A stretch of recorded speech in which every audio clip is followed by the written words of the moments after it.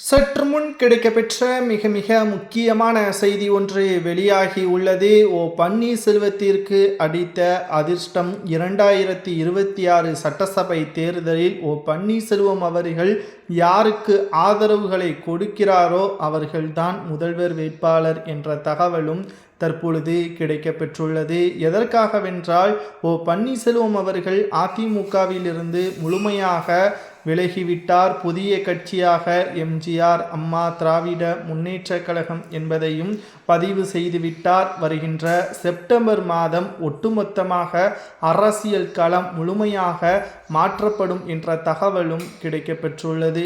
2026 சட்டசபை தேர்தலில் திராவிட முன்னேற்ற கழகத்திற்கு எதிராகத்தான் பன்னீர்செல்வம் அவர்கள் செயல்படுவார். அதில் எந்த ஒரு மாற்று கருத்தும் கிடையாது.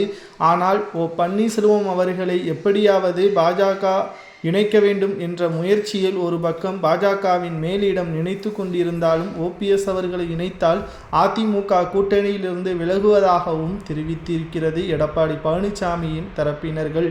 இதனால் பன்னீர்செல்வம் அவர்களுக்கு கிடைத்த மிகப்பெரிய ஒரு அதிர்ஷ்டமாக தமிழக வெற்றி கழகத்தின் ஆதரவுகள் இருப்பதாகவும் செப்டம்பர் மாதம் மதுரையில் நடைபெறக்கூடிய மாநாட்டில் விஜய் அவர்கள் கலந்து கொள்வதற்கான வாய்ப்புகள் இருப்பதாகவும் தற்பொழுது தகவல்கள் கிடைக்கப்பெற்றுள்ளது.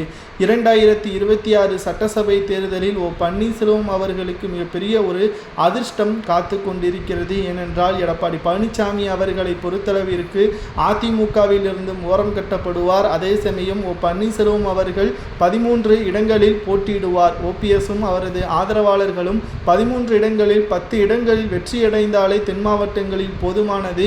மிகப்பெரிய ஒரு மாற்றத்தை பன்னீர்செல்வம் அவர்களது தலைமை முடிவுகளை மேற்கொள்ளும். இது ஓபிஎஸ் அவர்கள் முதல்வராகவோ அல்லது துணை முதல்வராகவோ பொறுப்பேற்கக்கூடிய நிலைமையும் உருவாகும் என்ற தகவலும் தற்பொழுது கிடைக்கப்பெற்றுள்ளது.